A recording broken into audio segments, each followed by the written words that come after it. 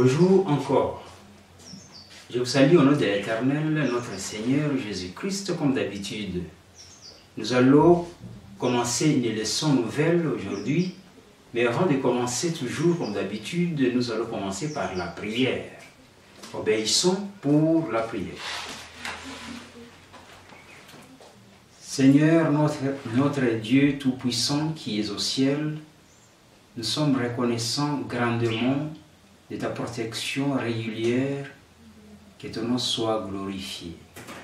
Alors nous allons commencer une nouvelle leçon. Ce sont tes écritures qui seront dispensées et vous êtes le premier maître enseignant. Que le Saint-Esprit soit sur moi et sur ceux qui vont écouter cette leçon. Sois avec nous. Protège-nous pendant cette séance. Que la force divine se repose sur moi. Je prie et je l'espère au nom du Seigneur Jésus-Christ. Amen. Mes chers amis, nous sommes dans une période très solennelle. C'est une période qui est très dangereuse. La période que le Saintes Écritures nous avait dit avant. Et d'une façon ou d'une autre, nous sommes au bain. Nous sommes au fond de cette période. Et il nous est demandé d'être vigilants, d'être attentifs, de suivre les enseignements de la Bible. Puisque Jésus est tout près de la porte et il va venir bientôt. Il nous appelle toujours à être prêts, à nous préparer pour sa venue. Puisque le monde prend sa fin. Les activités de ce monde, nous devons travailler. Nous devons vivre comme nous avons été donné la chance et la liberté à la vie.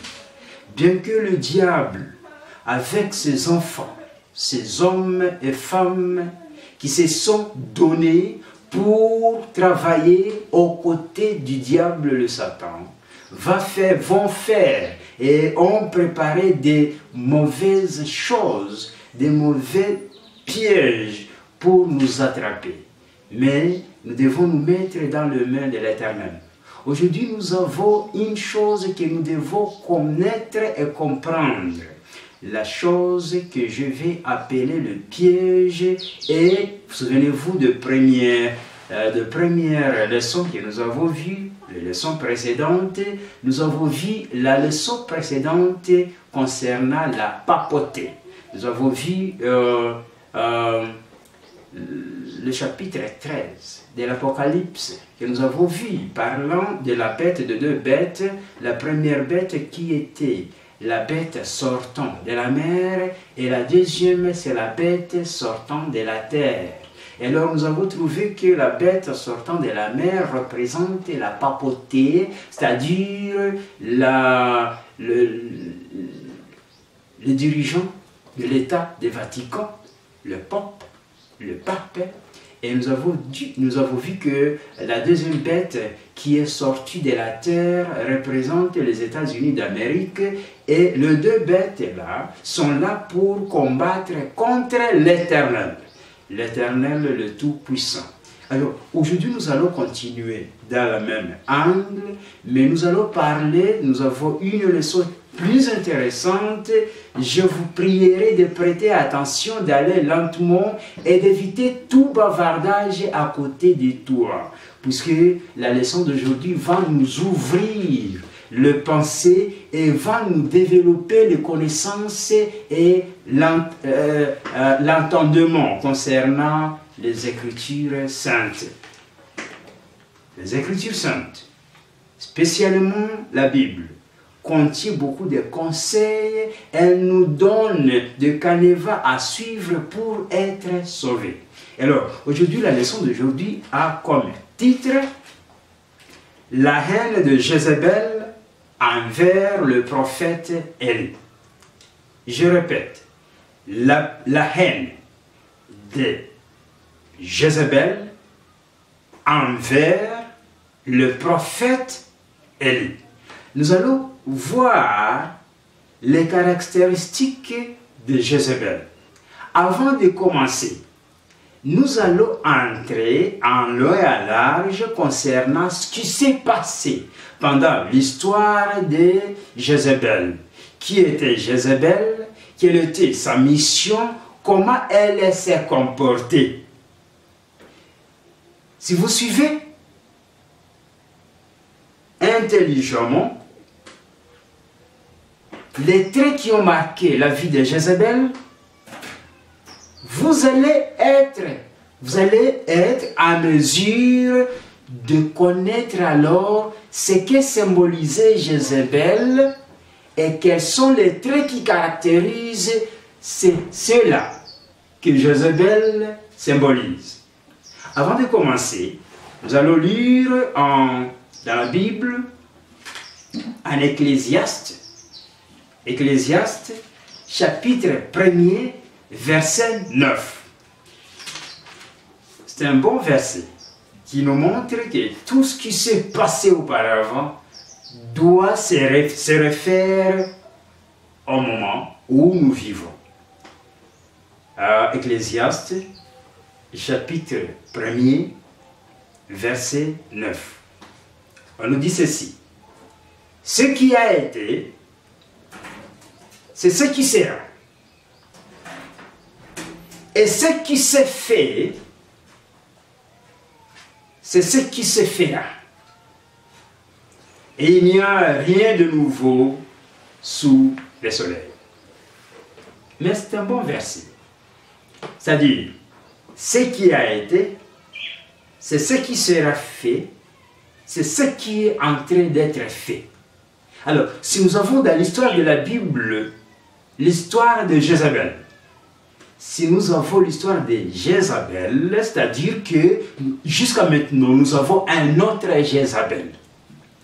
Nous allons lire dans la Bible toujours pour nous parler de Jézabel. Avant d'entamer la leçon de Jézabel, nous allons voir Apocalypse chapitre 2, verset 20. Mais ce que j'ai contre toi, c'est que tu laisses la femme Jézabel, qui s'est dit prophétesse, enseigner et séduire mes serviteurs pour qu'ils se livrent à l'impudicité et qu'ils mangent de viande sacrifiée aux idoles. Qu'est-ce que ceci nous dit? Souvenez-vous de ce verset-là, de l'Ecclésiaste, chapitre 1er, verset 9. Ce qui a été va être de nouveau et sera fait. Alors, la Jézabel qui était à ce temps-là, aujourd'hui nous avons la même Jézabel. Et la Jézabel d'aujourd'hui, elle se fait prophétesse, elle incite la population à adorer toujours, mais adorer d'une façon fausse. Alors, voyons ensemble l'histoire de Jézabel. Nous allons toujours utiliser la Sainte Bible et nous allons utiliser l'esprit de prophétie. Je vous invite encore de lire la Bible, d'étudier en priant et étudier l'esprit de la prophétie, c'est-à-dire les écritures qui ont été écrites par Ellen White, inspirées par Dieu. Alors nous prenons la Bible. Nous allons nous baser sur l'histoire de Jézabel et Élie, puisque notre titre se dit « La haine de Jézabel envers le prophète Élie ». Commençons par le premier livre des rois. C'est là où nous allons nous baser aujourd'hui. Nous allons nous baser sur les Écritures qu'on trouve dans le premier livre des rois. Le premier livre des rois. Commençons par chapitre 16. Jézabel. Verset 31, on nous dit ceci. Et comme si c'était été pour peu de choses de se livrer au péché de Jéroboam, fils de Nébat, il prit pour femme Jézabel, fils d'Ethbal, roi des Sidoniens, et il alla vers servir Baal et se prosternant devant lui. Premier point.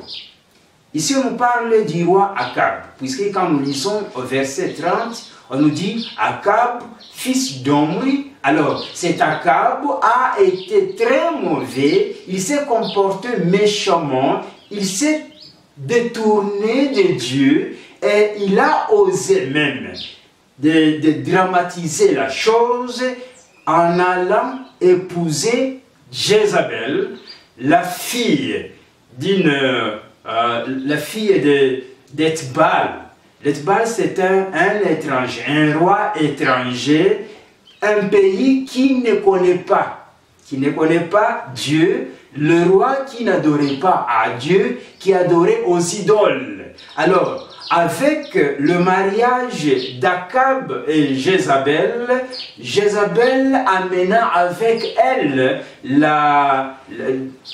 l'adoration à une idole qu'on appelait Baal.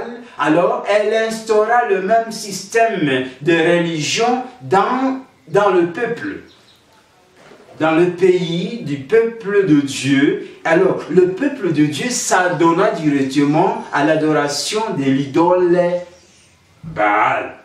C'est ce qu'on dit ici, au verset 31, je le répète, il dit ceci.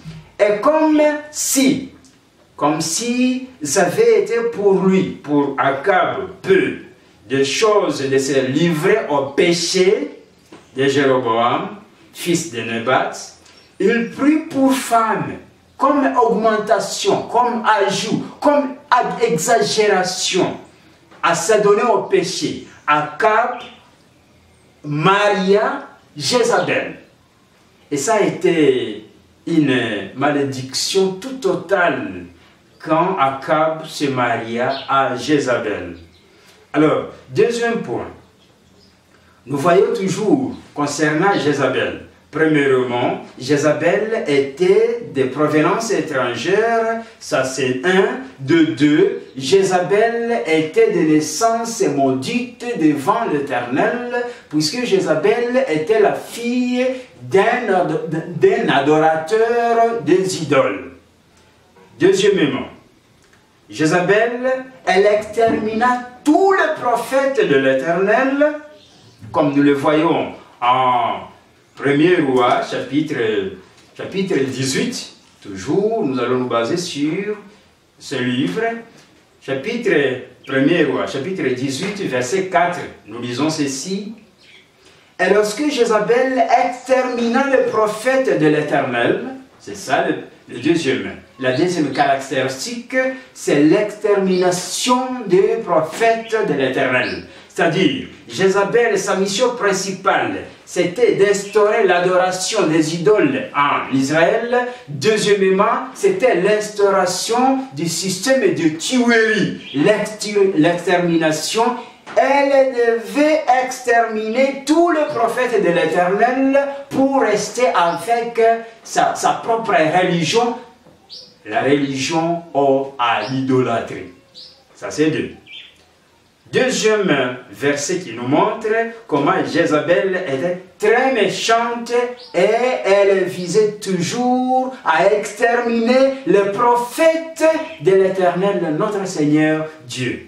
Jézabel, elle suivait toujours attentivement, puisque en suivant les traits qui marquaient Jézabel d'autrefois, nous allons directement changer. En les comparant par les traits qui marquent Jézabel d'aujourd'hui, il suffit seulement de vous dire qui représentait cette Jézabel d'autrefois, et directement vous allez comparer et vous allez coordonner les traits de Jézabel d'autrefois à la Jézabel d'aujourd'hui. Alors, deuxième point qui nous montre que Jézabel était une tueuse. Et surtout, elle poursuivait seulement le prophète de l'Éternel. Nous lisons en 2 Rois. 2 Rois, chapitre 9, versets 25 et 26. Sur le deuxième point qui nous dit que Jézabel exterminait toujours le prophète de l'Éternel. Deuxième Roi, chapitre 2 Roi, chapitre 9, versets 25 et 26. Nous lisons ceci. Jéhu dit à son officier Bidka, prends-le et jette-le dans le champ de Naboth de Jézabel, car souviens-toi, lorsque moi et toi, nous étions ensemble à cheval derrière Akab son père, l'Éternel prononça contre lui cette sentence. J'ai vu hier le sang de Naboth et le sang de ce fils, dit l'Éternel, et je te rendrai l'appareil dans ce champ même, dit l'Éternel. Prends-le donc et jette-le dans le champ selon la parole de l'Éternel. Nous disons que ici Jézabel a causé la mort de Naboth. Elle n'a pas tué seulement Naboth. Naboth était considéré comme prophète de l'Éternel puisqu'il suivait les commandements de Dieu. Il obéissait, il adorait à Dieu éternel. Alors Naboth a subi la mort causée par Jézabel. Elle n'a pas tué seulement Naboth, elle a tué Naboth et ses fils. Jézabel, une prophétesse très dangereuse. Nous disons en 2 Rois, chapitre 9, versets 25 et 26, c'est ce que nous venons de lire ici, deuxième trait de Jézabel. Troisième trait de Jézabel. Jézabel, elle avait chez elle 450 prophètes de Baal, et deuxièmement, elle avait chez elle 400 prophètes qui adoraient aux grottes. Qu'est-ce que cela signifie? Était une grande sorcière. Elle possédait chez elle des prophètes. Le prophète qui adorait aux idoles, et le prophète qui servait, le prophète qui servait aux grottes, le dieu de grottes, c'est-à-dire aux démons. Les démons se trouvaient à la maison de Jézabel. Elle servait toujours à l'aide de ses prophètes. Elle avait 850 prophètes. Mais concernant le prophète de Dieu, elle ne voyait pas aucune chose meilleure dans le prophète de Dieu, puisqu'elle n'aimait pas Dieu. Alors, au contraire, elle faisait tout le moyen possible pour exterminer quiconque qui croyait à Dieu. Alors voilà que on restait avec le prophète de Baal et le prophète de grotte dans la nation d'Israël. Quatrième trait. Ici, pour le troisième trait, on nous dit que la prophétesse, mauvaise prophétesse, Jézabel, chassait sérieusement au prophète de Dieu éternel. Nous le voyons aussi, deuxième verset que je peux vous donner, 1er Roi chapitre 18. 1er Roi chapitre 18, verset 4. Nous lisons 1er Roi chapitre 18, verset 4. Nous lisons ceci. Et lorsque Jézabel extermina le prophète de l'Éternel, Abdias prit 100 prophètes qu'il cacha 50 par 50 dans une caverne, et il les avait nourris de pain et d'eau. Louons l'Éternel. Qu'est-ce que ceci nous dit? Il nous dit que quand Jézabel chassa aux prophètes de Dieu pour les exterminer, Dieu prépara pour ses prophètes un lieu de refuge, et il prépara pour un serviteur qui servait dans la maison de Jézabel, mais qui ne servait pas Jézabel, et qui ne servait pas à Baal, mais qui servait Dieu éternel, et c'est Obadiah cacha ses prophètes de l'Éternel très loin, et Dieu nous a promis qu'il nous trouvera à manger et à boire. C'est ce qu'il a fait à ses prophètes. À l'aide de son serviteur Obadiah, il serva à ses 50 prophètes de l'Éternel à manger et à boire. Mais Jézabel était la génocideur à la population de Dieu et aux prophètes de Dieu, particulièrement aux prophètes de Dieu. Nous continuons avec le 4e trait. Jézabel se maria à un Israélite, roi Akab. Elle commandait son mari, roi Akab. Qu'est-ce que ceci veut dire? Jézabel était la femme d'Akab, mais Jézabel était de l'étranger. Akab était le roi du peuple de Dieu. Qu'est-ce que ceci veut dire? Toute pensée, tout raisonnement, toute planification, tout plan, tout objectif, tout budget des Israélites sortait de la main de pensée de Jézabel. Nous trouvons l'écrit en 1er roi chapitre 21, 1er roi chapitre 21 verset 7. Nous lisons ceci. 1er roi chapitre 21 verset 7. Nous lisons ceci. Alors Jézabel, sa femme, c'est-à-dire la femme d'Akab, lui dit: est-ce bien toi maintenant qui exerce la souveraineté sur Israël? Lève-toi, prends de la nourriture et que ton cœur se réjouisse. Moi, c'est Jézabel qui se dit, moi, je te donnerai la vigne de Naboth de Jezreel. Qu'est-ce que ceci veut nous dire? Bien que Akab est le roi d'Israël, mais c'est Jézabel qui donne les conditions à suivre à ce roi-là, Akab. Nous dit une grande chose ici. Et souvenez-vous plutôt, nous devons savoir qui était Jézabel et comment la comparer avec la nôtre Jézabel, la Jézabel d'aujourd'hui. Trait numéro 5. Caractère numéro 5. Nous trouvons le roi devait donner tout rapport. Le roi Akab devait donner tout rapport à Jézabel avant d'exécuter. C'est une chose très nécessaire à comprendre. Le 1er roi, chapitre 19, verset 1er. Nous lisons ceci. 1er roi, chapitre 19, verset 1er. Nous lisons ceci. Akab rapporta, donc dans un rapport, rapporta à Jézabel tout ce qu'avait fait Élie. Je le répète. Akab rapporta à Jézabel tout ce qu'avait fait Élie et comment il avait tué par l'épée tous les prophètes de Jézabel.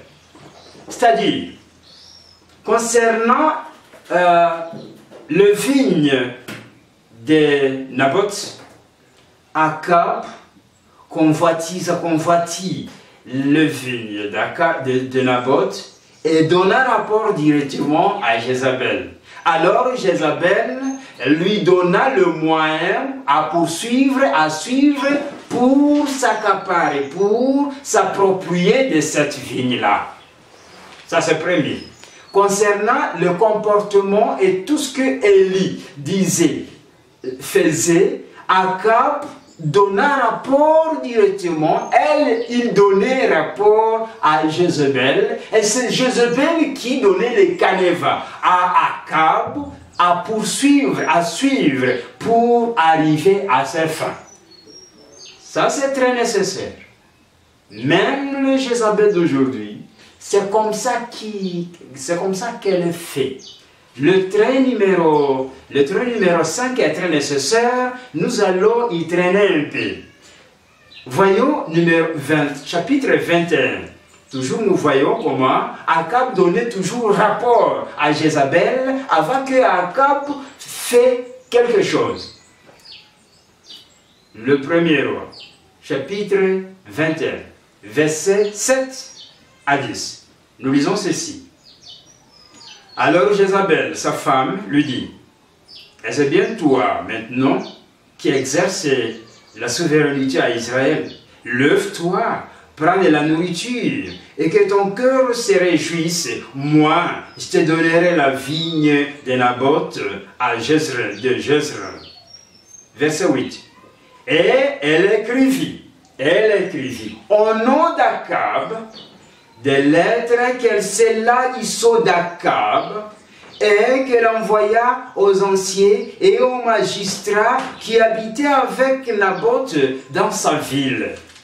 Nous continuons. Verset 9. Voici ce qu'elle écrivit dans ces lettres. Elle écrivit ceci. Mais souvenez-vous, le verset 8 nous dit ceci. Elle a pris la lettre. Elle écrit les mots à la place d'Akab. Elle scella la lettre à la place d'Akab. C'est-à-dire, tout ce qu'on va lire ici, on va le lire sachant que c'est Akab qui l'a écrit, alors que c'est Jézabel qui a écrit. Ça c'est un. Deuxièmement, elle va utiliser le sceau, le cachet d'Akab. Tout le monde qui va lire la lettre, il va savoir, et va lire la lettre, sachant que c'est Akab qui a écrit et qui a scellé, tandis que c'est Jézabel qui l'a fait. Attention avec ce mot-là. 9e verset. Voici ce qu'elle écrivit dans la lettre. À la place d'Akab, au nom d'Akab, scellé par Akab, mais tandis que c'est Jézabel qui a scellé. Alors nous disons ceci.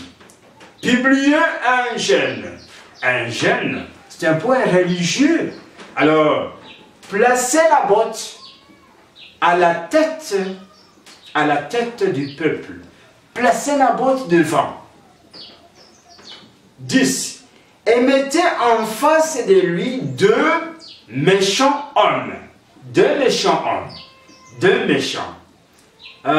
hommes qui déposeront ainsi contre lui. Ils vont prononcer ces mots contre Naboth. Tu as maudit Dieu et le roi. En rapport toujours avec la religion et avec la politique. Vous avez maudit la religion. Naboth a maudit, a prononcé des mots néfastes, mauvais contre Dieu et contre le roi. Religion et politique. Puis, menez-les dehors, lapidez-les et qu'ils meurent.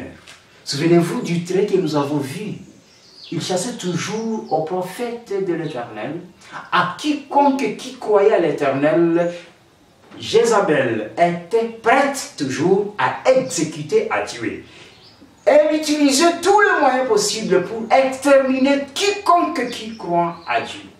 Alors, le trait numéro 5 continue à nous dire ceci, au verset numéro 13.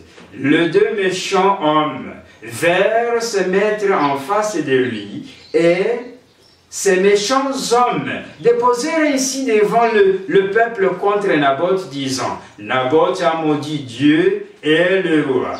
Puis ils le menèrent hors de la ville, et ils le lapidèrent, et Naboth mourut à cause de Jézabel, des mensonges de Jézabel, des instigations mensongères criminelles de Jézabel.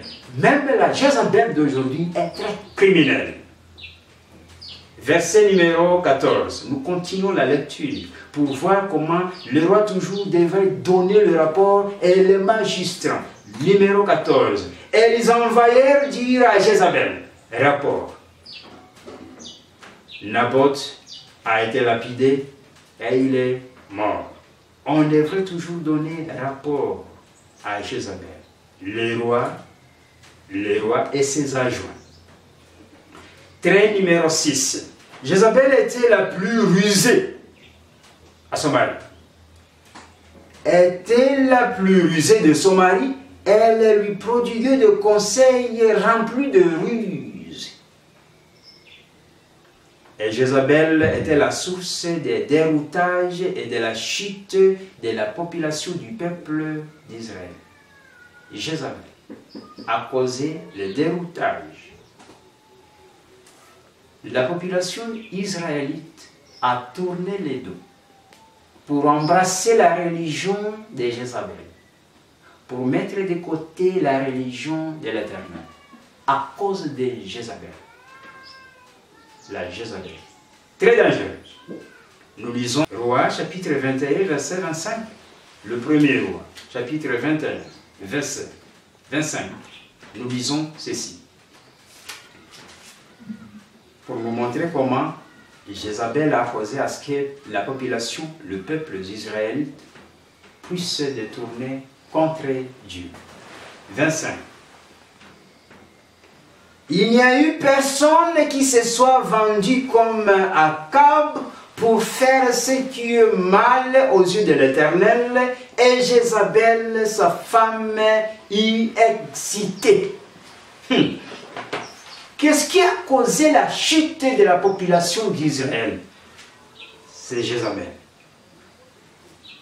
Qu'est-ce qui a embrassé? Qui a amené Jézabel en Israël? C'est Akab. C'est un conseil au roi d'aujourd'hui, au président de pays d'aujourd'hui. Faites attention au mariage avec Jézabel d'aujourd'hui. Tout ce que vous embrassez. Si vous amenez la religion de Jézabel, vous faites une chose très dangereuse, puisque elle va causer tôt ou tard la destruction de votre pays.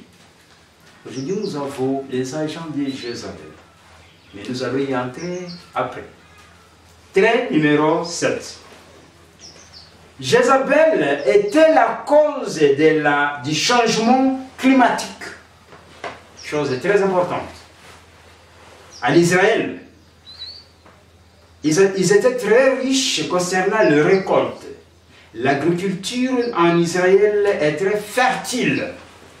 Mais Jézabel, à cause de son déroutage, à cause de sa destruction de la religion de Dieu, pour embrasser la religion satanique d'adorer aux idoles, le changement climatique sera produit directement en Israël pendant 3 ans et demi. La sécheresse a ravagé le pays d'Israël. C'est ça le méfait, les conséquences de l'embrassement à l'union avec Jézabel qu'a causé à la population d'Israël, à l'agriculture d'Israël, n'a été que la sécheresse qui a ravagé l'Israël. Le trait numéro 8.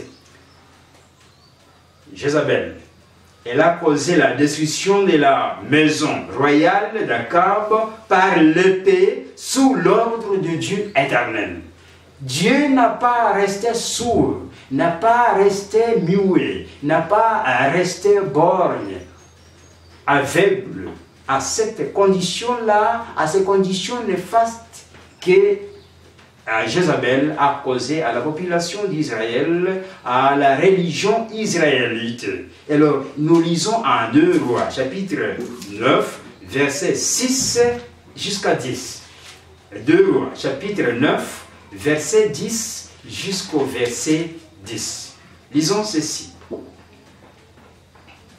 Le chien mangeront Jézabel dans le champ de Jezreel.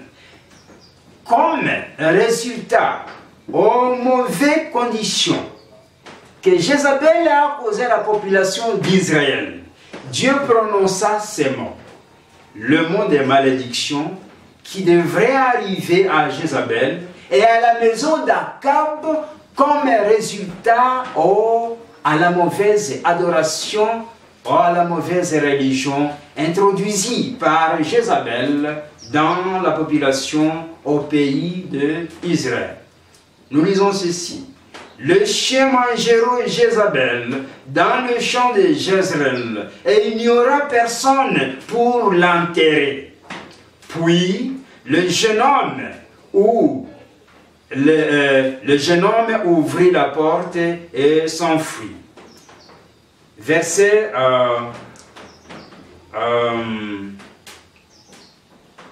non, j'allais commencer par le verset 6. Commençons par le verset 6.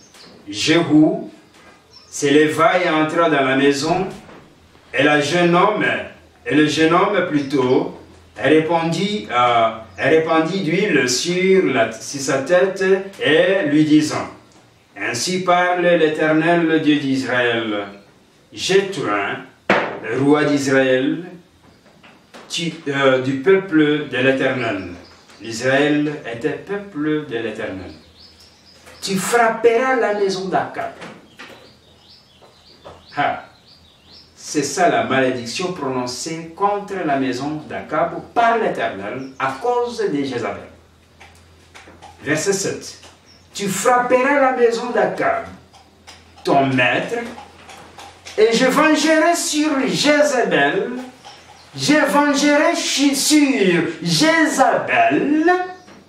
le sang de mes serviteurs, le prophète, et le sang de tous les serviteurs de l'Éternel. Jézabel s'est comporté comme quelqu'un intouchable. Mais Dieu l'observait de près. Et alors la prononciation de la malédiction, de la punition, s'est prononcée directement. L'Éternel voit les Jézabel d'aujourd'hui. Et il va les exterminer toutes, sans exception aucune. Puisque nous devons savoir qui sont les Jézabel d'aujourd'hui. La Jézabel a été toujours une. Et la Jézabel d'aujourd'hui est une. Mais il y a une collaboration avec d'autres Jézabel. Petite Jézabel. Alors la prononciation est ceci. La sentence est celle-ci. Verset 7. Tu frapperais la maison d'Akab, ton maître, et je vengerai sur Jézabel le sang de mes serviteurs, les prophètes. Ça c'est un. Et le sang de tous les serviteurs de l'Éternel. Dieu va se venger contre Jézabel d'aujourd'hui. Dieu va se venger. Dieu va se venger contre les Akab d'aujourd'hui qui malmènent ses serviteurs prophètes et qui malmènent les serviteurs de l'Éternel. Vous les faites. Vous vous considérez comme supérieur. Vous vous considérez comme capable de prendre toute décision. Vous punissez les serviteurs de l'Éternel comme vous voulez. Oui, vous les tuerez et ils seront morts. Oui, vous les emprisonnerez et ils seront emprisonnés. Tout ce que vous pensez, tout ce que vous planifiez, sachez que vous le faites et Dieu va vous permettre de le faire. Et ça va se passer comme vous les avez planifiés. Mais faites attention, la sentence va vous arriver. Verset 8. Toute la maison d'Akab périra. L'Akab était roi. Vous, roi d'aujourd'hui, si vous me suivez, ou vous qui me suivez, si vous avez la possibilité d'aller devant le roi, si vous conversez, si vous collaborez avec le roi, faites attention. Vous qui participez à la décision du roi contre le prophète de l'Éternel et contre les serviteurs de l'Éternel, s'il vous plaît, mes chers amis humains, faites attention. Dieu est en train de noter, de côté quelque part.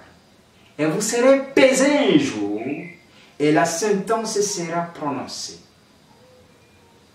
Je continue. Toute la maison d'Akab périra.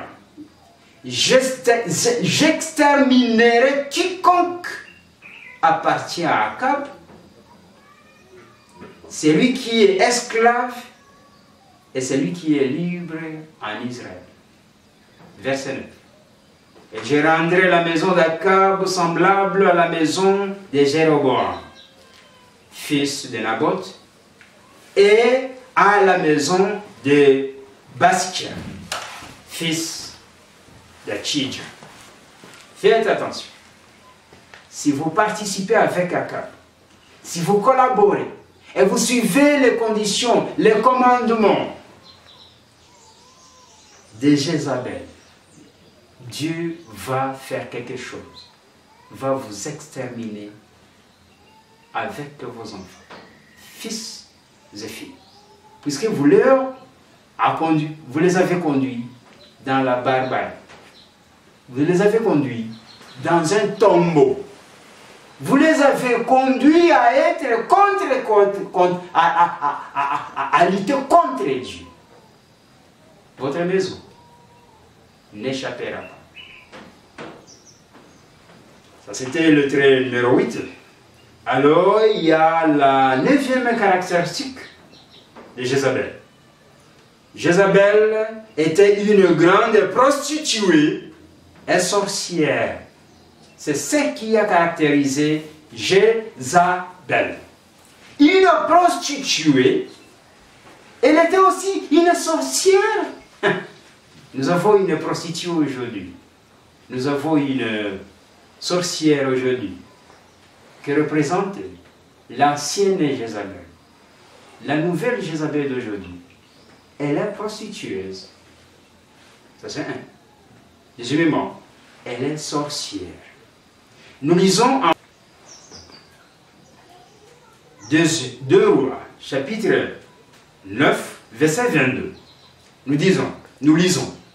Dès que Joram vit Jéhu, il dit, est-ce la paix, Jéhu? Jéhu répondit, quoi, la paix? Tant que dure la prostitution de Jézabel, ta mère, et la multitude de ses sortilèges, c'est-à-dire de sa sorcellerie, de ses sorciers, on ne peut pas avoir la paix. Aujourd'hui, nous avons un chant qui chante toujours la paix, la paix, la paix, la paix, la paix. Mais je vous répondis, comment on peut avoir la paix avec la prostitution de ta femme, de ta mère, Jézabel, avec la sorcellerie de ta mère, Jézabel. Jézabel est une prostitueuse. Jézabel est une sorcière.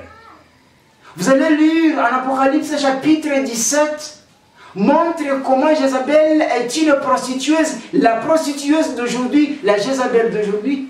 Chapitre 18 nous montre avec qui Jézabel prostitue. Est une sorcière. Quand on parle de la sorcellerie, on peut considérer la sorcellerie d'aujourd'hui qui est très scientifique. La sorcellerie, de ce qu'on appelle toujours la médecine, la science, la sorcellerie.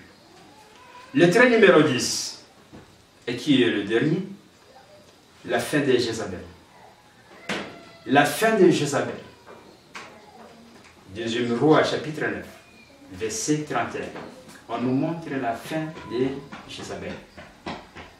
Dieu avait prononcé la sentence contre la maison d'Akab et sa femme très maudite, dangereuse, extraordinairement mauvaise, rusée.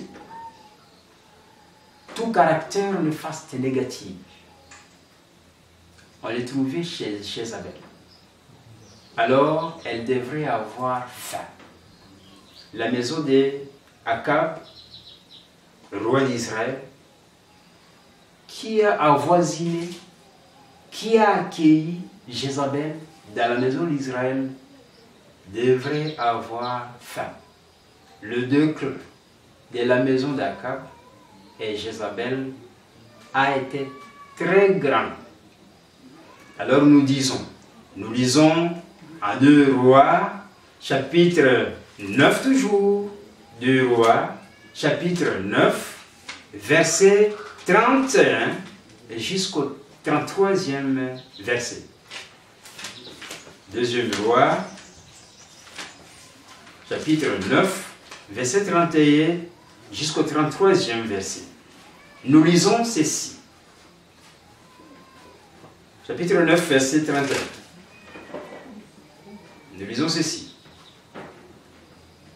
Comme Jéhu franchissait la porte, elle a dit, est-ce la paix, nouveau Zimri, assassin de son maître? Verset 32. Il leva le visage vers la fenêtre et dit, qui est pour moi? Qui? Et 2 ou 3 eunuques le regardèrent et s'approchant de la fenêtre. Verset 33. Il dit, jetez-la à bas. Ils la jetèrent et il rejaillit le sang de son sang sur la muraille et sur les chevaux. Jéhu la foula aux pieds. C'est ce que nous voyons ici. Nous voyons la fin de Jézabel. Jézabel, quand il sut que Jéhu va passer, elle s'y maquilla et se déguisant en habit, et puis, elle regardant par la porte, Jéhu, elle lui appela assassin. Et Jéhu alors ordonna à ce qu'on puisse jeter Jézabel de la porte. Et Jézabel fut jetée de la porte, elle descendant de la porte, et se jetant en dessous, elle se brisa. Alors le sang de Jézabel finira par là, et la vie de Jézabel finira par là, et la fin de l'apostasie prit fin jusque-là. Mes chers amis, nous allons expliquer en un peu de mots la connexion entre Jézabel d'autrefois et notre Jézabel d'aujourd'hui. Comme nous avons vu, nous allons lire en Apocalypse chapitre 2, commençant par le verset 20, ce qui va nous dire concernant la nouvelle Jézabel, la nôtre Jézabel d'aujourd'hui.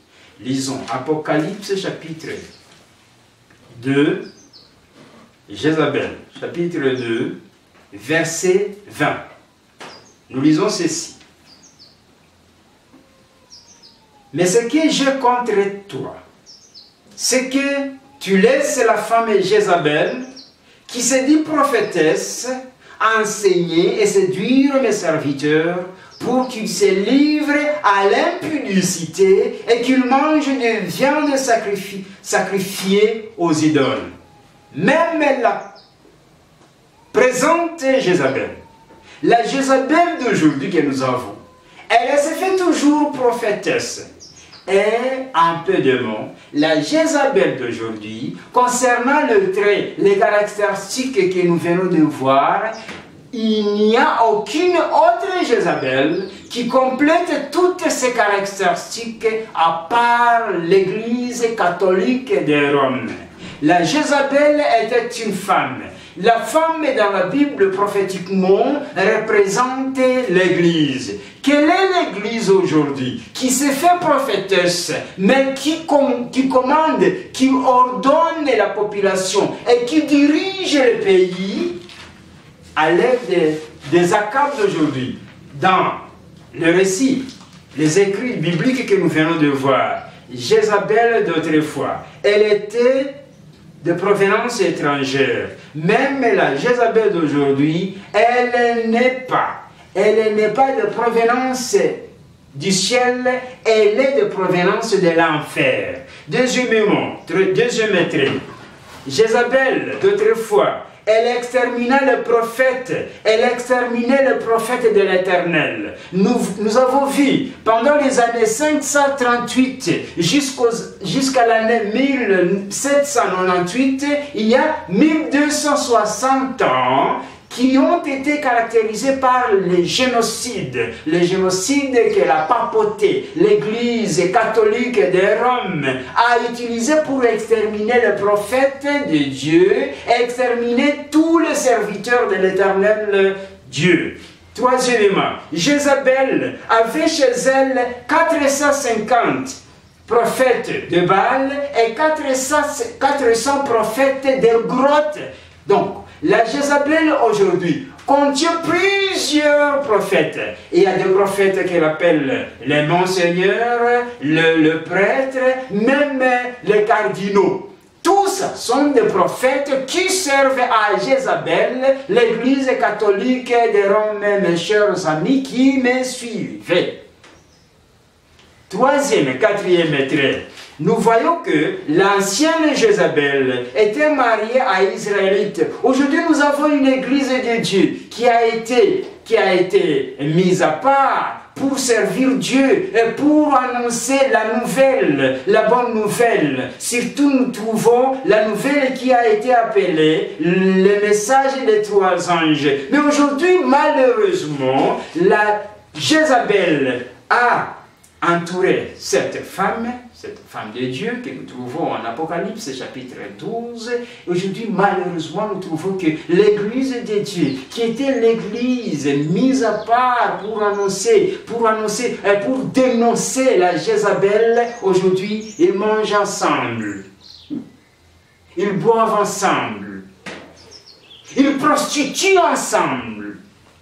C'est une chose alarmante.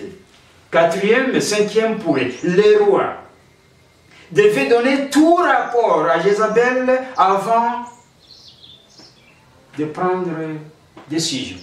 C'est la même chose aujourd'hui. Les rois d'aujourd'hui, le président d'aujourd'hui, vous les trouverez toujours mettre en exergue, en pratique, ce que la Jézabel d'aujourd'hui, avec son représentant, Pope Francis, a écrit dans un document qu'il a appelé Fratelli Tutti. Ça c'est un. Deuxièmement, Laudato Si.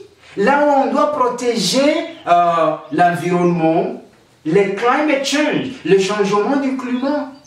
Et là où on va adorer directement, si vous voyez le numéro 237 de ces documents-là, Laudato Si, le numéro 267 nous oblige à honorer le jour du dimanche. Le jour du dimanche qui est l'invention de la papauté. Tout ça, c'est la prostitution en matière religieuse. Sixième point. Jézabel d'autrefois était la plus rusée. Était la plus rusée de son temps. Il utilisait des moyens de ruse. Le moyen qu'on ne peut pas découvrir sans qu'on ait le Saint-Esprit. Septièmement, la Jézabel d'autrefois, à l'époque d'Israël, elle était à la cause des changements climatiques. Puisque la Bible nous dit que, à cause du péché des Israélites, causé par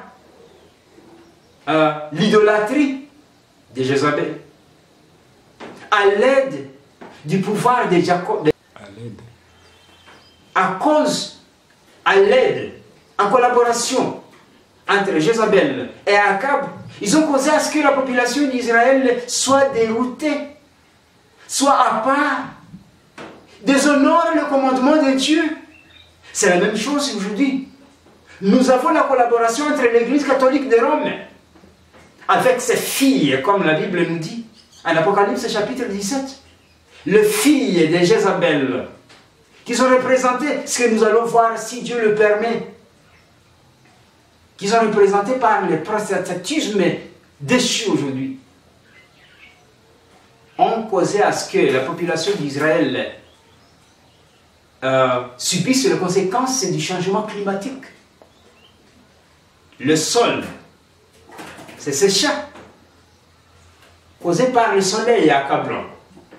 Et cela s'est fait pendant 3 ans et demi. Le monde aujourd'hui est en train de subir des conséquences de déshonorer. Les conséquences causées par la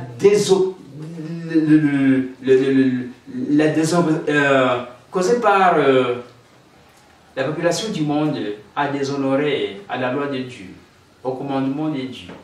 Et alors nous sommes en train de subir les conséquences. Les Israélites ont subi les conséquences de déshonorer au commandement de Dieu, causé par Jézabel en collaboration avec Akab. C'est ce qui va nous arriver. Septièmement, huitièmement plutôt, elle a causé la destruction de la maison royale.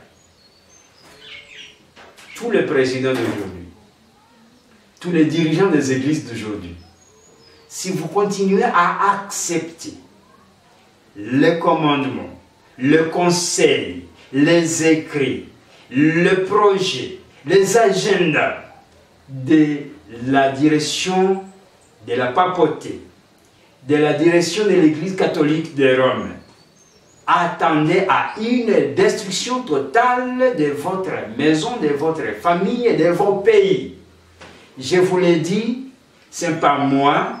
Je vous ai présenté ce qui va se passer, ce qui est passé pendant l'époque de Jézabel en Israël, ce qui doit se refaire, ce qui doit se répéter pendant notre temps. Huitièmement, comme elle a causé la destruction de la maison royale par le paix, et ça a été causé par l'ordre prononcé par l'Éternel, c'est ce qui va se faire pour nous. Neuvièmement, Jézabel a été une grande prostitueuse, et elle était une grande sorcière. Aujourd'hui, nous sommes dans une période très solennelle, très dangereuse, puisque la période dans laquelle nous vivons, c'est une période régnée par la prostitueuse, Église catholique de Rome, régnée par la sorcière, Église catholique de Rome. Et malheureusement, comme Akab avait embrassé Jézabel, le président, le dirigeant des pays d'aujourd'hui ont embrassé l'Église catholique de Rome. La vie, les pensées de l'Église catholique de Rome. Et c'est ça la prostitution. Je vais vous le lire en Apocalypse chapitre 18. Apocalypse chapitre 18, pour que vous ne considérez pas mes mots. Ce ne sont pas mes mots. Ce sont les mots de l'Éternel qui nous conseillent toujours et qui nous donnent des conseils pour échapper à la destruction de la maison de Jézabel. Nous lisons du troisième verset. Chapitre 18, Apocalypse chapitre 18, verset 3. Parce que toutes les nations ont bu du vin de la fureur de son impudicité. Ici, on nous prononce que. Je vais commencer par le premier verset. Après cela, j'ai vu descendre du ciel un autre ange qui avait une grande autorité. Et la terre fut éclairée de sa gloire. Il cria d'une voix forte, disant, elle est tombée, Babylone la grande. Elle est devenue une habitation des démons, un repère de tout esprit impur, un repère de tout oiseau impur et odieux. Dans l'histoire de Jézabel, on nous a dit qu'elle était une sorcière. Elle avait des prophètes de grotte, des prophètes de Dieu de grotte. Alors ici, on nous dit ici que la Jézabel d'aujourd'hui aussi, elle est devenue une habitation des démons. Un repère de tout esprit impur, un repère de tout oiseau impur et odieux. Parce que toutes les nations ont bu du vin, de la fureur, de son impudicité, et que les rois, c'est-à-dire aujourd'hui nous pouvons dire le président, le roi de la terre, se sont livrés avec elle à l'impudicité, à l'adultère, à la prostitution, et que le marchand, ou bien le commerçant, et que les marchands de la terre se sont enrichis par la puissance de son luxe. Et j'ai entendu du ciel une autre voix qui disait, sortez du milieu d'elle. C'est ça le conseil d'aujourd'hui, mes chers amis. Sortez du milieu d'elle. Ne s'embrassez pas. Ne vous embrassez pas avec elle. Ne vous prostituez pas avec elle. Afin que vous ne participez point à ses péchés et que vous n'ayez point de part à ses fléaux, puisqu'elle sera bientôt punie. Je vais finir par vous lire quelques mots ici dans la prophétie, l'esprit de la prophétie, dans un document appelé l'instruction. Instruction pour un service chrétien effectif. Nous allons lire à la page 257. 257 pour finir, page 257. Nous allons lire page 257, paragraphe 2. 257, paragraphe 2. C'est au sujet de la loi de Dieu que sera livré le dernier grand combat de la controverse qui oppose Jésus et ses anges, à Satan et ses anges. Et il sera décisif pour le monde entier. Les hommes qui occupent le poste élevé n'ignorent pas, je répète, les hommes qui occupent les postes élevés n'ignorent pas et ne méprisent pas seulement eux-mêmes le sabbat, mais ils encouragent le peuple du haut de la chair, à sanctifier le premier jour de la semaine, disant étant de la tradition et de la coutume en faveur de cette institution humaine. Il cite les calamités qui surviennent sur terre et sur mer, cyclones, inondations, tremblements de terre, incendies, comme étant des sentences indiquant le déplaisir de Dieu du fait que le dimanche n'est pas sanctifié. Ces calamités augmenteront de plus en plus et un désastre survenant après l'autre, et ceux qui font fi de la loi de Dieu accuseront le petit nombre de fidèles qui gardent le sabbat du 4e commandement d'être le responsable de la colère répandue sur le monde. Cette hypocrisie est une ruse de Satan, de Jézabel, pour prendre au piège celui qui n'est pas vigilant. Faites attention, vous allez continuer à lire le document si vous le trouvez et allez le chercher. Nous continuons par de preuves. Tragédie des siècles, page 37. Chapitre 37, page 832. 832. Tragédie des siècles, chapitre 36, page 832, paragraphe 2. 32, paragraphe 2. Je lis ceci. En outre, tout en se faisant passer pour un grand médecin, paragraphe 2. Pour finir, les grands séducteurs persuadera les hommes que les serviteurs de Dieu sont à cause de tous ces maux. Ceux qui auront provoqué le déplaisir du ciel attribueront tous leur malheur aux fidèles, dont l'obéissance au commandement divin sera pour eux un continuel reproche. On prétendra que la violation du dimanche est une offense faite à Dieu, un péché attirant des calamités qui cesseront seulement quand tout le monde sera contraint d'observer ces jours du dimanche.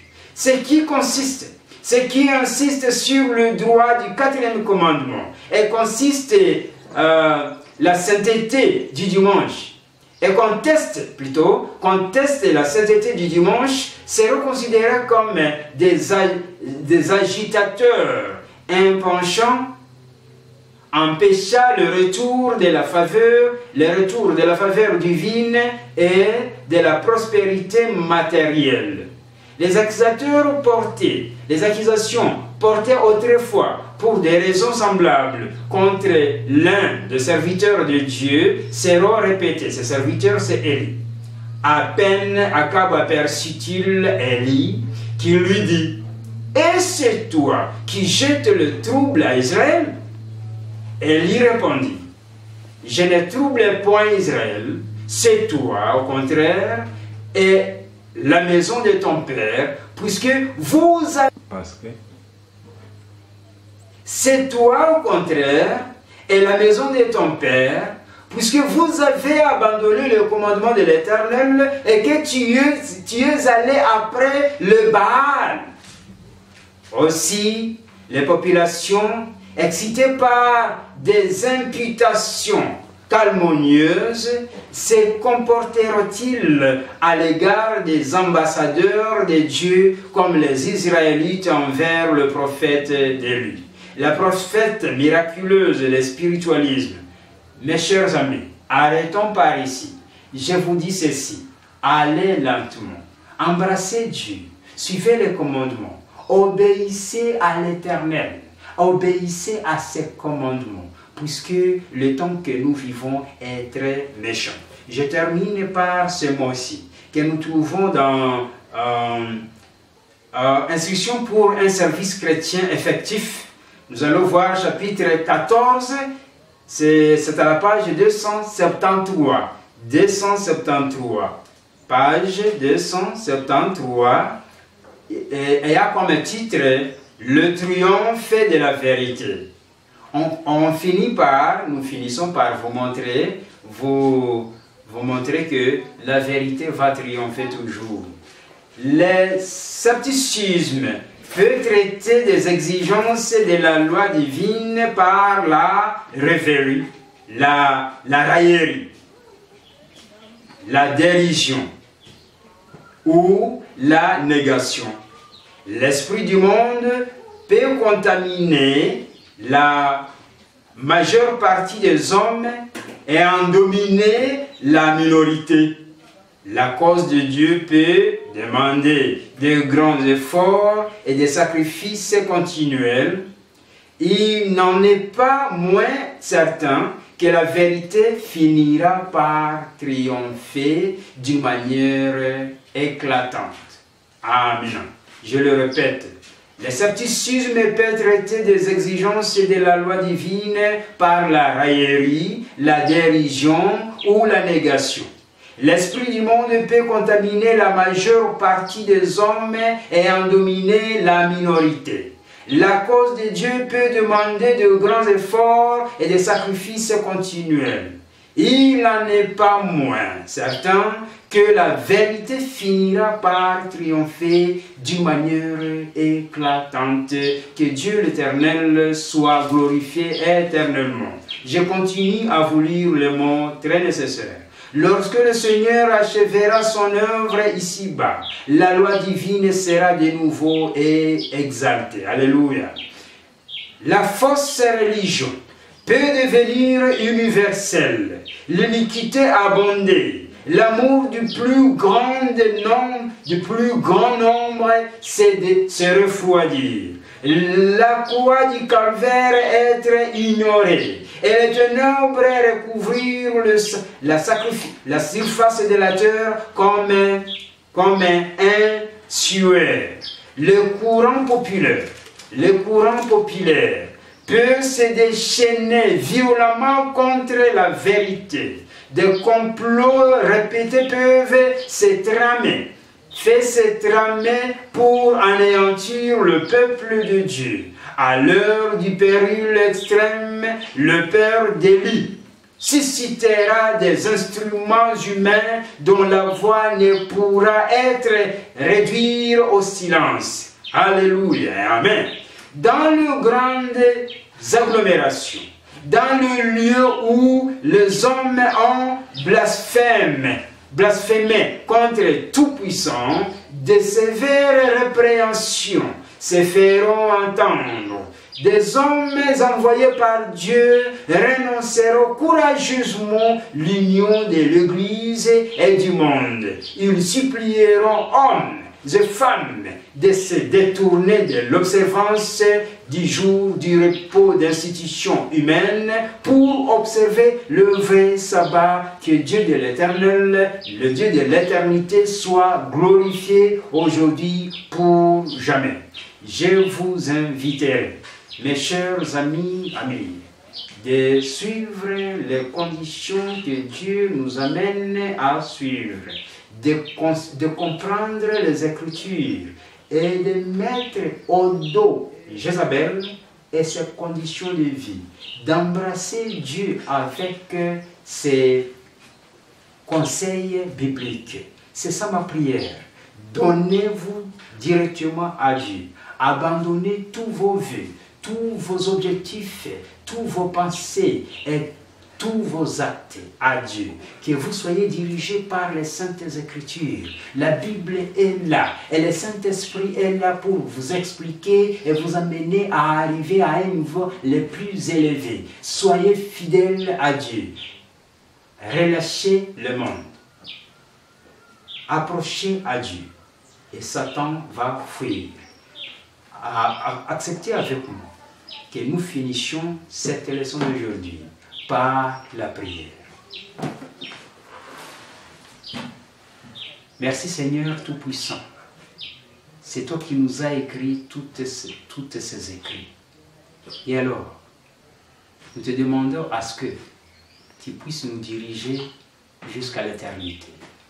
Le Saint-Esprit, qu'il soit avec toute personne qui va suivre cette leçon et que le fruit de l'éternité soit planté dans le cœur de ceux qui vont suivre cette leçon et qu'ils soient fidèles à toi jusqu'à ce que Dieu, vous allez envoyer votre Fils Jésus-Christ, notre Sauveur, pour nous ramener chez toi. C'est ça ma prière. Et je le prie en espérant que vous l'écoutez et vous allez répondre au nom de l'Éternel Jésus-Christ. Amen.